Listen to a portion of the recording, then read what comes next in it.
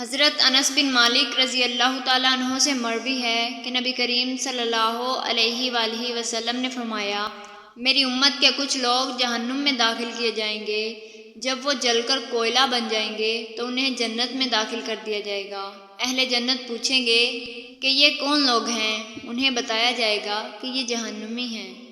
مسند احمد حدیث نمبر 11822۔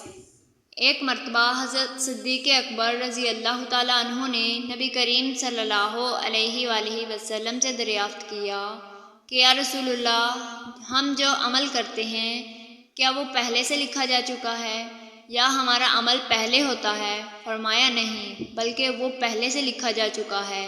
حضرت صدیق اکبر رضی اللہ تعالیٰ عنہ نے عرض کیا، یا رسول اللہ، پھر عمل کا کیا فائدہ؟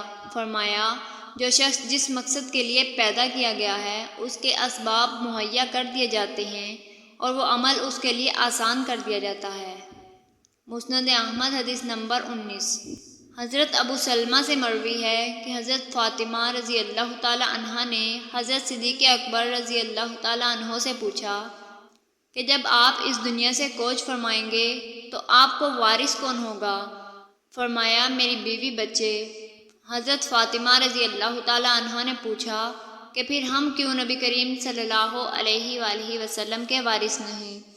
فرمایا، میں نے نبی کریم صلی اللہ علیہ وآلہ وسلم کو یہ فرماتے ہوئے سنا ہے کہ نبی کریم صلی اللہ علیہ وآلہ وسلم کے مال میں وراثت جاری نہیں ہوتی، البتہ نبی اکرم صلی اللہ علیہ وآلہ وسلم جن کی عیال داری اور نگہبانی فرماتے تھے، میں ان کی عیال داری اور کفالت کرتا رہوں گا، اور جس پر نبی کریم صلی اللہ علیہ وآلہ وسلم خرچ فرماتے تھے میں اس پر خرچ کرتا رہوں گا۔ مسند احمد حدیث نمبر 57۔